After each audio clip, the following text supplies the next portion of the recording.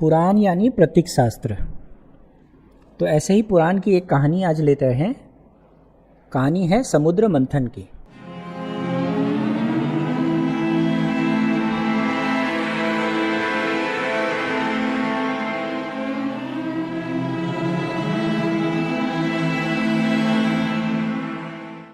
समुद्र मंथन का क्या मतलब हुआ?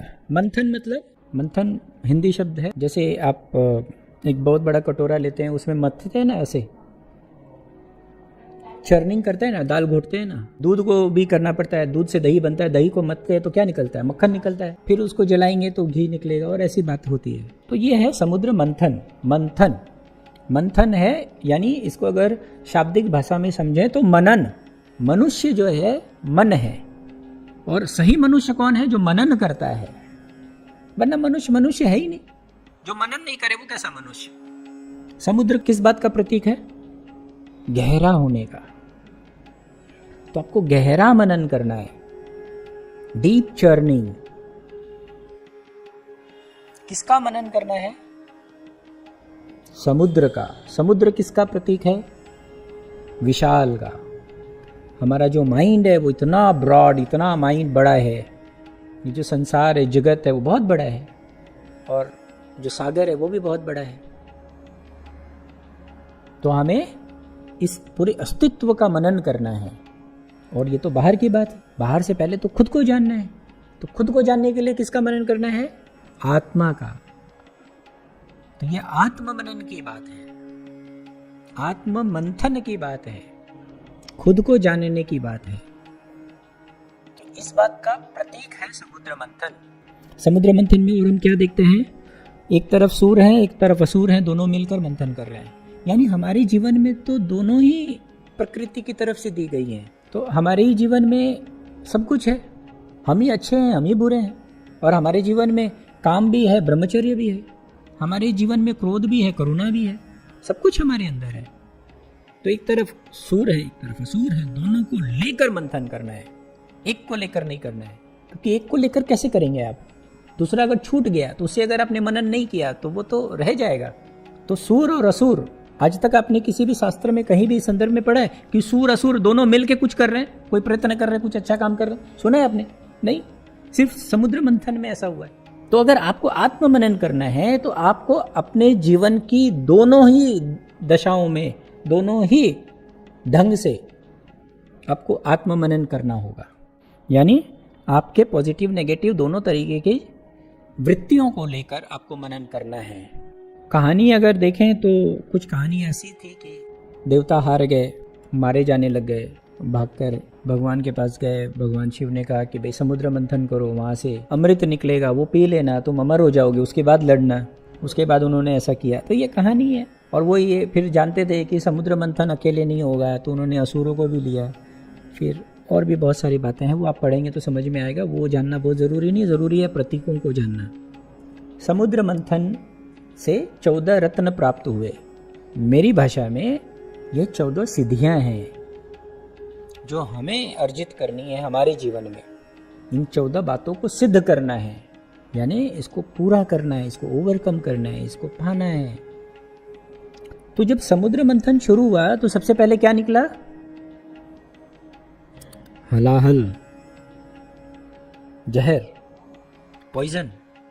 सबसे पहले वो निकला। आप जब आत्म मनन करेंगे तो जो सबसे पहली बात आएगी कि आप समाज व्यवस्था से ऊपर उठेंगे, क्योंकि समाज व्यवस्था जो है वो साधारण बातों में लगी हुई है। और आत्म मनन का अर्थ हुआ कि अब आप साधारण बातों में उलझ कर नहीं जिएंगे, आप आत्म मनन जानना चाहते हैं, करना चाहते हैं। तो क्या होगा आपके जीवन में? आपकी सास जो है महिषासुर बन जाएगी। हाँ? या अगर आपकी बहू कर रही है, आप सास हैं, तो आपकी बहू आपके लिए महिषासुर बन जाएगी, है ना? ऐसा होता है ना, क्योंकि आपने समाज व्यवस्था से ऊपर उठने की बात सोचनी शुरू कर दी है।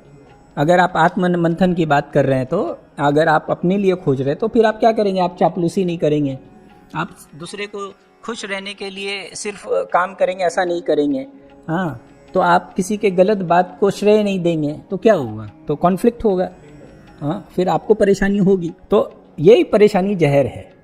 तो पहले क्या निकलेगा? जहर। और आपको क्या करना होगा? पीना पड़ेगा जहर। कोई उपाय नहीं है, कोई महादेव आने वाले नहीं है, कोई महादेव पीने वाले नहीं है। महादेव ने क्या किया? प्रतीक को समझिए आप। महादेव ने क्या किया? जहर पी लिया और कंठ पे अटका दिया। अटक नहीं गया भाई, अटका दिया उन्होंने। यानी जहर पीना है लेकिन अपने शरीर में नहीं लेना है। यानी महिषासुर अगर गाली दे, यानी अगर आपकी सास आपको गाली दे तो आपको उस जहर को पीना है लेकिन आपको अपने शरीर में नहीं लेना है। अगर आप शरीर में लेंगे तो क्या करेंगे? आप भी गाली दे देंगे। बात समझिए, इसको आपको अटका देना है। यहाँ पे, यहाँ अटका दिया ना उन्होंने, जहर अटका दिया उन्होंने, आपको भी यहाँ अटका देना है। आपको अपशब्द नहीं बोलने हैं, आपको गालियां नहीं देनी है, आपको नीलकंठ बनना है, आपको शिव बनना है। अगर आप ऐसा करते हैं तो आपका यह पहला रत्न हुआ, आपकी यह पहली सिद्धि हुई। दूसरा रत्न क्या निकला? कामधेनु।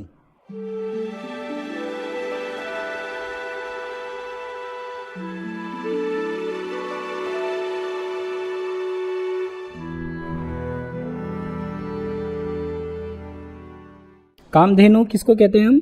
गाय को। गाय जो है इस पृथ्वी का, इस अस्तित्व का सबसे ज्यादा यूटिलिटेरियन एनिमल है।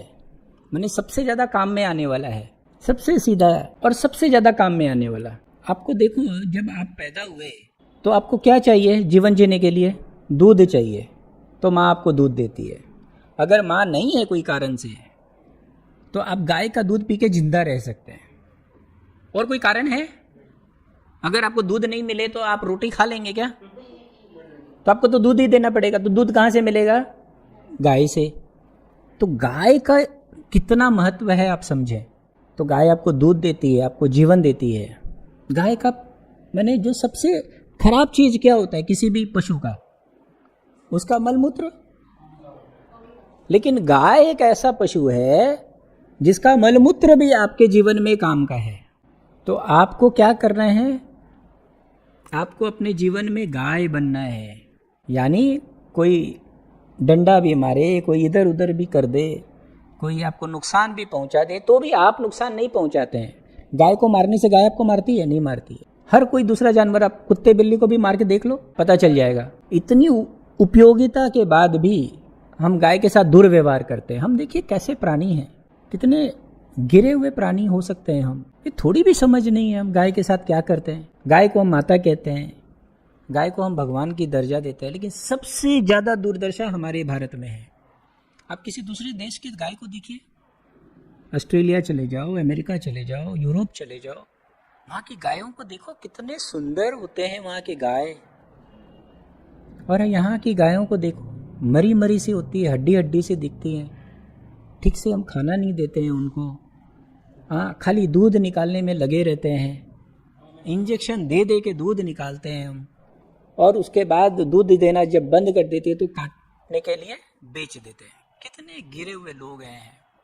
जरा आप सोचो, थोड़ी तो समझ होनी चाहिए। जब तक आप नहीं पढ़ोगे, अध्यात्म को नहीं समझोगे, आपके अंदर संवेदना नहीं जगेगी। और जब संवेदना ही नहीं जगेगी तो अध्यात्म की क्या बात करें हम। तो आपको क्या होना है? गाय होना है।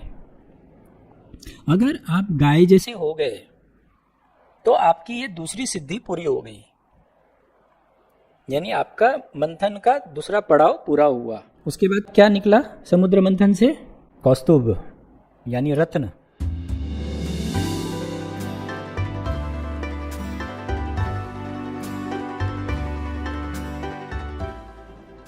ये वो रत्न है, कहते हैं कि भगवान विष्णु के मुकुट पर है। तो ये रत्न का क्या प्रतीक हुआ कि जो चेतना है, विष्णु चेतना के प्रतीक है यहाँ, ठीक है, उसको सम्मान मिलेगा। सब लोग नहीं करेंगे, लेकिन आपकी चेतना का सम्मान आपको मिलेगा। अगर आप स्थिर रह गए, यानी चारों को आपने सिद्ध कर लिया, तब आपको सम्मान मिलेगा। कोई ना कोई तो मानेगा आपकी बात। वो मानेगा जिसकी चेतना जगी हुई है, जो चेतना के प्रति सजग है। तो आप ऐसे लोगों से रिश्ता रखेंगे जिनकी चेतना जगी हुई है। आपको ऐसे लोगों के साथ संबंध बनाए रखना है जिनकी चेतना ऊंची है। तो यह है 5वां रत्न कौस्तुभ। फिर क्या है? कल्प वृक्ष। कल्प वृक्ष हम क्या समझते हैं कि जो मांगो मिलेगा।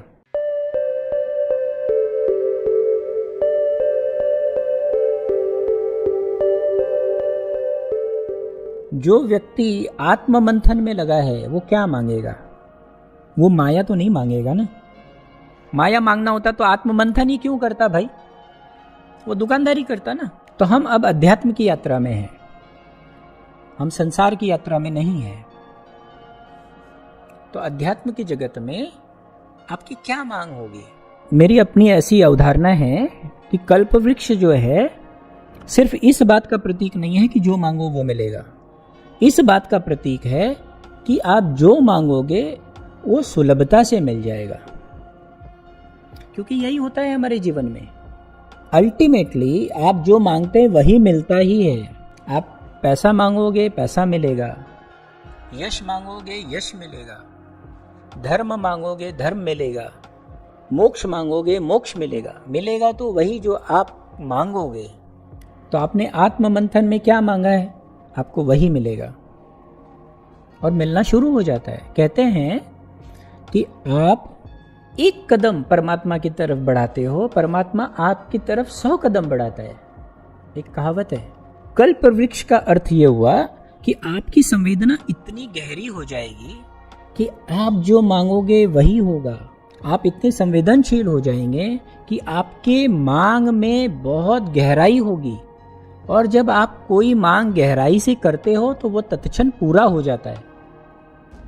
कभी आप मांग कर देखना, पूरे गहरे मन से, पूरे आत्मा के साथ अगर कोई चीज आप मांगो तो आपको तुरंत मिलेगा, और इसी तुरंत मिलने को हम कहते हैं कल्प वृक्ष। ठीक है। तो जब हम ऐसी स्थिति को प्राप्त होते हैं तो कहते हैं कि ये हमें 6वां रत्न मिला, यानी 6 सिद्धियां पूरी हुई आत्म मंथन की। 7वां क्या है? अप्सरा, रंभा प्रकट हुई।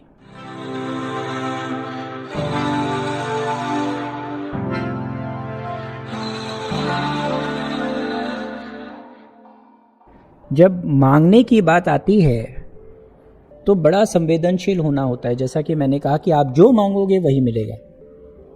आप पैसा मांगोगे पैसा मिलेगा, धर्म मांगोगे धर्म मिलेगा। तो अगर आप अप्सरा मांगोगे तो अप्सरा मिलेगी, और अप्सरा मिलने का अर्थ हुआ वासनाएं। अप्सरा किस बात का प्रतीक है? वासनाओं का। तो अब आपको सजग रहना है। आप पहाड़ पे जैसे जैसे ऊपर चढ़ते हैं आपको वैसे वैसे निर्भर होना होता है ना। गुरुत्वाकर्षण कम हो जाता है ना, तो बोझ उतना ही कम होना चाहिए। तो जैसे जैसे आप आत्म मंथन करके अपनी चेतना को ऊंचा ले जाते हैं तो वैसे वैसे आपको अपरिग्रह को साधना होगा, यानी वासनाओं से मुक्त होना होगा, यानी अप्सराओं से परे होना होगा, यानी अप्सराओं का अतिक्रमण करना होगा। और अगर आप नहीं किए तो आप वापस से सांप सीढ़ी के खेल में फंस जाएंगे। सांप सीढ़ी का खेल तो आपने देखा है, जीवन कुछ ऐसा है, बहुत ऊपर जा रहे हैं लेकिन अगर सांप के मुंह में पड़ गए तो वापस नीचे आ जाएंगे। आर्ट ऑफ बीन का एक लोगो आपने देखा होगा, उसमें अनुलोम का एक चित्र है, देखा ना आपने? उसमें हम क्या बताते हैं कि आपकी जो यात्रा है वो सिर्फ ऊपर ऊपर जाने की नहीं है। अगर आपने गलती की तो आप नीचे भी आ सकते हैं। तो बहुत सजगता से आपको अपने वासनाओं पर नियंत्रण करना है, आपको अपनी वासनाओं का अतिक्रमण करना है और आगे की यात्रा जारी रखनी है। ऐसा करते हैं आप तो आपकी ये सिद्धि पूरी होती है। 7वीं सिद्धि भी पूरी हो गई। अब 8वां क्या है? 8वां है श्री लक्ष्मी।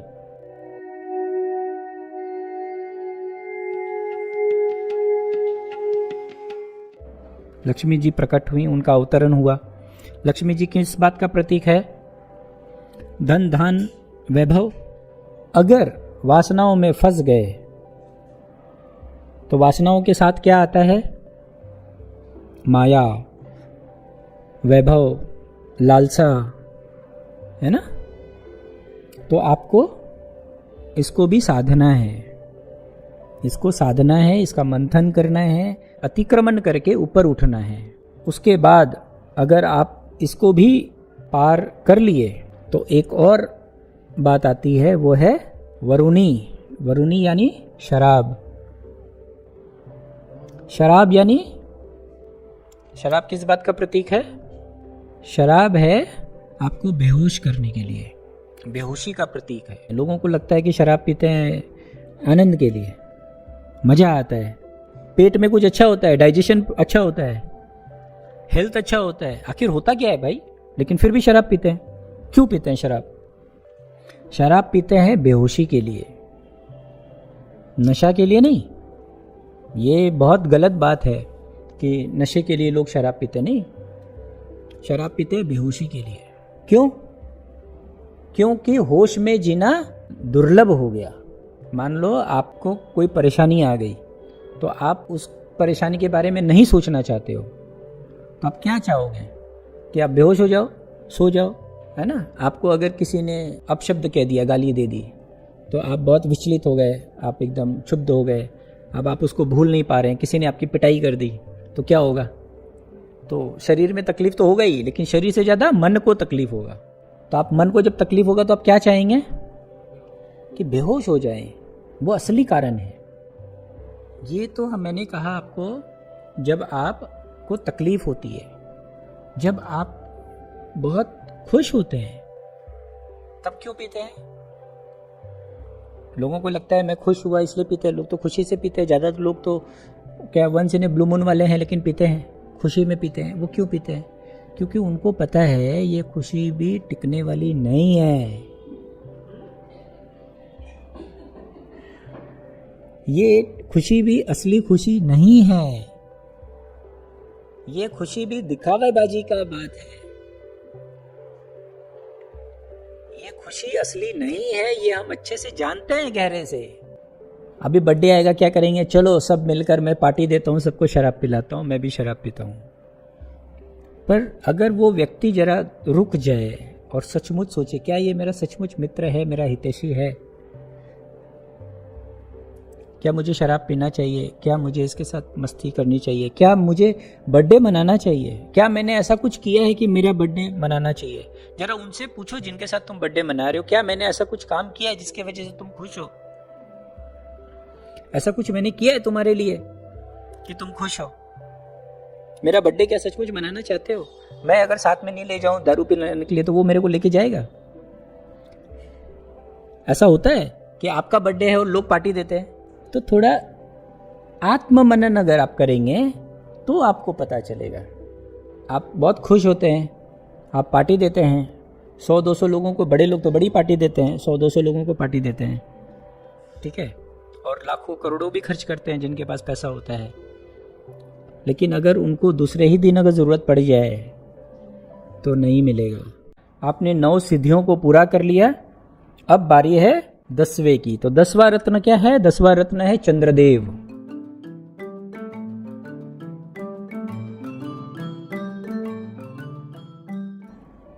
अब अगर वैज्ञानिक दृष्टि से देखें तो समुद्र मंथन से चंद्रदेव का यानी मून का जन्म हुआ, ऐसा थोड़ी है। कहीं से भी तर्क युक्त नहीं लगता है ये बात। तो चंद्र किस बात का प्रतीक है? चंद्र प्रतीक है शीतलता का। जब आप सारा दिन गुजारते हैं, थक जाते हैं, तो आपको आराम की ज़रूरत पड़ती है, आपको रिजुविनेट होने की ज़रूरत पड़ती है। तो वो कैसे संभव है? वो है चंद्र की वजह से। अगर चंद्र नहीं हो तो आपको आराम नहीं मिलेगा, आपको नींद नहीं आएगी, आप फिर से तैयार नहीं होंगे दूसरे दिन के लिए। तो किस बात का प्रतीक है? शीतलता का। तो अगर आपका जीवन चंद्र की तरह हो जाए, यानी शीतलता देने वाला, यानी शीतलता प्रदान करने वाला हो जाए, तो आप ऐसा समझो कि आपको एक रत्न और मिला। यानी एक सिद्धि आपने और प्राप्त की। आपका जीवन कैसा होना चाहिए? दूसरे को शीतल देने वाला। आपके पास कोई बैठे तो उसको अच्छा लगे, उसको शांति महसूस करे, वो आदमी आराम महसूस करे। हमने ऐसा ही देखा है, जो भी सिद्ध पुरुष होते हैं उनके पास जब हम बैठते हैं तो हमें अच्छा लगता है। तो उनके पास अच्छा लगने का अर्थ हुआ कि उनके पास चंद्रदेव हैं, यानी शीतलता है। 11वां रत्न क्या था? पारिजात।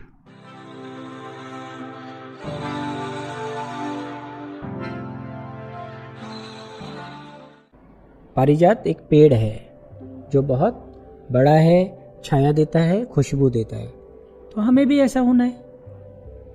हमारे आत्म मंथन में हमें यह देखना है कि हम पारिजात की तरह हो जाएं।